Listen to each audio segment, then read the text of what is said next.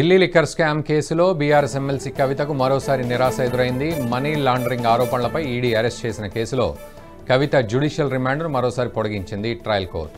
August 13 వరకు judicial remand పొడిగిస్తూ ఉత్తర్వులు జారీ చేసింది.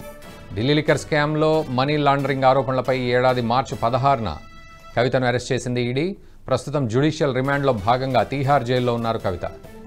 ఈడీ కేసులో ఇవాల్టితో కవిత జ్యుడిషియల్ రిమాండ్ ముగియడంతో వర్చువల్గా ఆమెను న్యాయస్థానంలో హాజరుపరిచారు అధికారులు.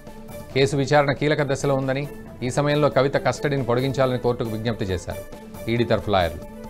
ఈడీ వాదనలతో ఏకీభవించిన న్యాయస్థానం కవితకు మరో 14 రోజులు జ్యుడిషియల్ రిమాండ్ పొడిగిస్తూ ఉత్తర్వులు జారీ చేసింది.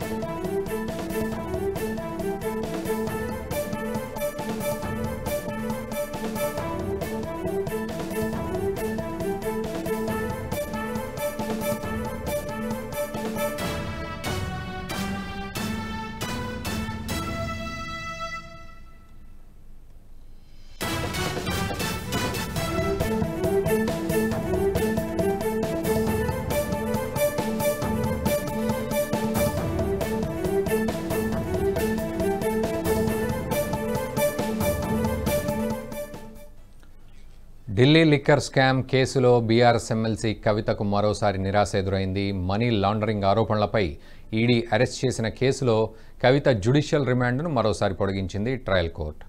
ఆగస్టు 13 వరకు జ్యుడిషియల్ రిమాండ్ పొడిగిస్తూ ఉత్తర్వులు జారీ చేసింది. ఢిల్లీ లిక్కర్ స్కామ్లో మనీ లాండరింగ్ ఆరోపణలపై ఈ ఏడాది మార్చి 16న కవితను అరెస్ట్ చేసింది ఈడీ. ప్రస్తుతం జ్యుడిషియల్ రిమాండ్లో భాగంగా తీహార్ జైల్లో ఉన్నారు కవిత. ఇక ఈడీ కేసులో ఇవాల్టితో కవిత జ్యుడిషియల్ రిమాండ్ ముగియడంతో వర్చువల్గా హాజరుపరిచారు అధికారులు.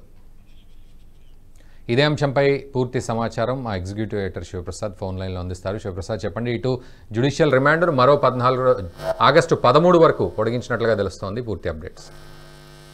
కవితకి సంబంధించినటువంటి కేసులో కింది కోర్టు, ప్రభుత్వ వెంజీ కోర్టు మరొక 14 రోజులు రిమాండ్ ఆమెకి పొడిగించింది, ఆగస్టు 13వ తేదీ వరకు.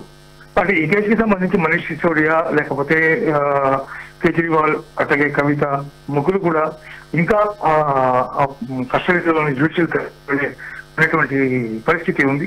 కేసుకు సంబంధించినటువంటి విషయంలో ఛార్జ్ షీట్ సిబిఐ కానీ ఈడీ కానీ ఛార్జ్ షీట్లు కూడా దాఖలు చేసింది.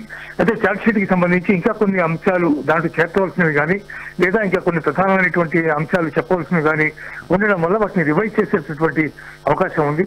అంతేకాక దీనికి సంబంధించి ఎవరైతే మొట్టమొదటి కేసుకు సంబంధించినటువంటి అంశంలో ప్రధానంగా కోర్టుకి లేదా ఈడీకి లేదా సిబిఐకి సహకరించారో చంద్రశేఖర్, అతను దీనికి సంబంధించి మరికొన్ని అంశాలు తెర మీదకి తీసుకొచ్చేటటువంటి అవకాశం కనిపిస్తూ ఉంది. దానికి సంబంధించి రీసెంట్ గా అతను ఒక స్టేట్మెంట్ కూడా జైలు నుంచి రిలీజ్ చేసినటువంటి పరిస్థితి. అందువల్ల వీటన్నిటినీ కూడా పరిగణలోకి తీసుకున్న తర్వాత కవిత రిమాండ్ జ్యుడిషియల్ కస్టడీ పొడిగించడంలో కోర్టు మళ్ళీ ఇంకోసారి కఠినమైనటువంటి నిర్ణయం తీసుకుందనే చెప్పాలి. ఆగస్టు 13వ తేదీ వరకు జ్యుడిషియల్ రిమాండ్ పొడిగిస్తూ నిర్ణయం తీసుకున్నారు.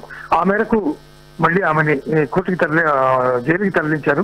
అందువల్ల ఈ కేసులో ప్రస్తుతం కవితకి ఊరట లభించేటటువంటి అవకాశాలు మాత్రం కనిపించట్లేదని చెప్పవచ్చు. నాకు thank you very much sir.